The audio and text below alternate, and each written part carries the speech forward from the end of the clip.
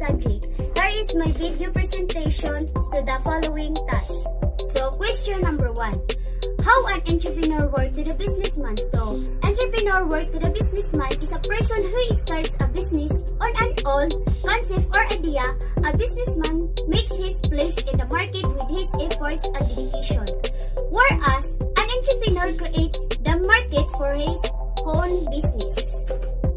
So, question number 2. Discuss the different behavior or attitude of an entrepreneur. So, first, passion.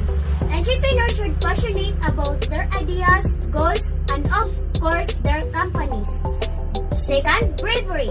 Entrepreneur, like everyone else, feel fear. So, third, flexibility. Entrepreneur experience setback. There are hurdles to overcome on any journey. So, fourth, strong work ethic. It is easy to start from the ground up and to become a successful business owner. So, lastly, integrity. Entrepreneur must be able to show others they are truthful and honest. So, the third question is to discuss the answer of previous assignments. So, question number 1. What factor affects of culture of organization? So, first, gender. How an organization looks at gender issues determines how male and female employees relate at work. So, second, region. The country or area where an organization operates from also determines its values, beliefs, and attitudes. So, third, organization strategy.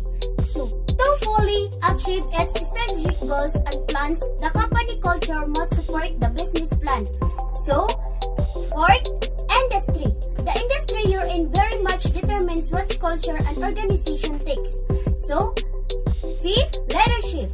The behavior and character of the top management go along with determining an organization culture. So, lastly, employees. It's a kind of individuals you hire while affects and cooperate culture. So, question number 2. How organization live longer? So, organization live longer by an organization strive to achieve their objectives. They may live for beyond the tenure and even the life of their individual members unless they are severely mismanaged or are forced to close down. Organizations have their own life cycle with different phases that we can call length, growth, maturity, and process. As organizations function during these different phases, their managers face challenges that are different in nature. If these challenges are managed well, the organization grows and develops. If not, it faces the possibility of closure. Even in the last phase of decline, managerial effectiveness can launch the organization into the next cycle of renewal or organizational life. Number 3. We can say that organization is a powerful tool for human beings. So, we can say that organization is a powerful tool is applied for accomplishments of tasks or for problem solving or for whatever purpose. It is satisfying some human need. It is possible to organize the required human efforts in many ways. With their purposeful assistance, strength of members, and command over multiple resource organizations become versatile entities with far greater potential than any individual. So, question number 4. Why divisional structure are very important for organizations? So, divisional structure are very important for organization because it involves the groupings of people or activities with similar characteristics into a single department or unit. Also known as self-contained structures, these departments operate as if these were a small organization under a large organizational umbrella, meeting divisional goals as prescribed by organizational policies and plans.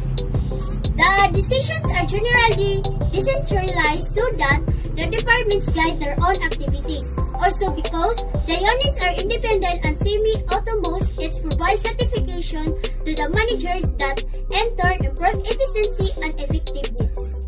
Question number 5. Give the different role and function of line and certifying of organizations. So, this type of organization is most common in our business economy and especially among large enterprise.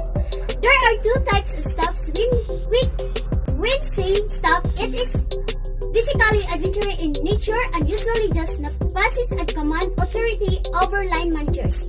The two staffs consist of two types. The general staff is the one-line executive and serves as assistants to the manager or to the chairperson. So, question number 6. How the key elements work of organization? So, the key elements work of organization by work specialization.